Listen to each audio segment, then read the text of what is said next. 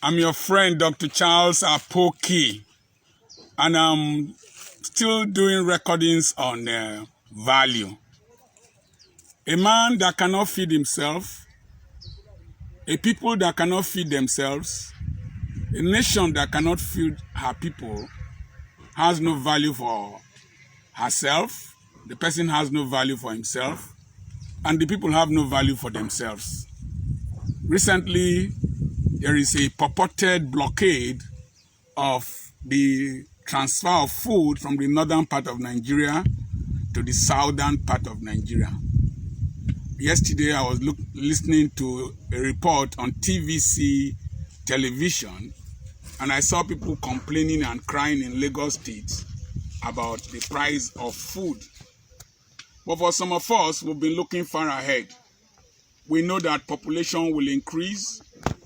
Anytime I see school children closing, I multiply each girl by 4 for the number of children she will have, plus herself and her husband, that's 6. That's why I'm into the education industry. They will need to go to school. That's why I will go into real estate, and that's why I'm into agriculture. This you're seeing is an animal house. Animal house with a wire mesh protector round, and we're going to roof it very soon. We bought the roofing sheets. Within the next week, it will be roofed. And then over here is a building that will house workers, a warehouse, machines to produce animal feeds, and residences. Here, we're going to put cassava grinding machine, cassava peeling machine, cassava drying machine, and maybe create space for frying. Over there is a former piggery, but we're going to convert it to a poultry, and we'll be producing thousands of birds every 12 weeks. And we'll have shops out there to sell the materials. We also have behind where we will grow other crops. We already have cassava here that will feed the animals with their peels and whatever. We are thinking ahead. We are thinking ahead of our time to produce food. How sustainable is the life you are living? Are you thinking ahead of your contemporaries? Are you thinking ahead of the challenges that are going to face you? What if the North really succeeded in blockading food to the South? But the truth of the matter is that we have come to have mutual value for each other.